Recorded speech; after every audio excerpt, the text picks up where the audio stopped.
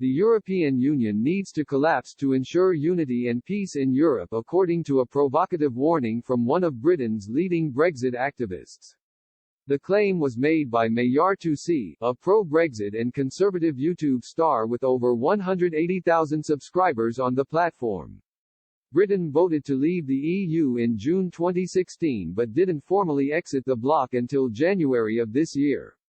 Currently the government is engaged in deadlocked talks with Brussels in a bid to agree a new trade deal for when the Brexit transition period finishes. Mr. in.c.e., who began making political videos a little over 2 years ago, argued Brexiteers should try and encourage more countries to leave the EU. Speaking to Express.co.uk, he said, "I want a Brexit for every country in Europe. For the sake of unity and peace in Europe, we have to get rid of the EU.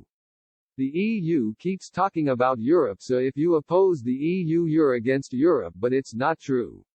When they have this free market, which is not really free trade, they say if you oppose it, you don't like free trade.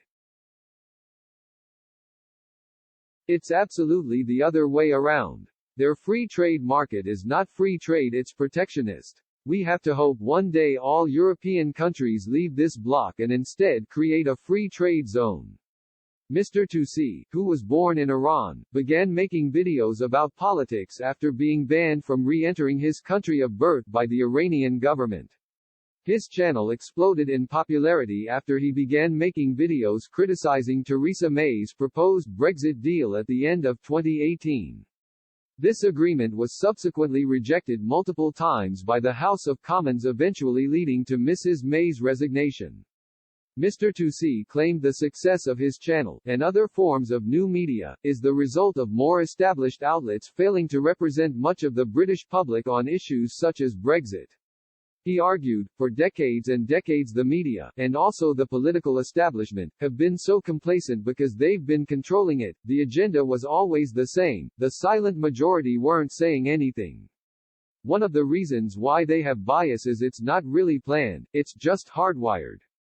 They might have diversity of skin color and gender at the BBC, but they don't have diversity of thought or intellectual prowess.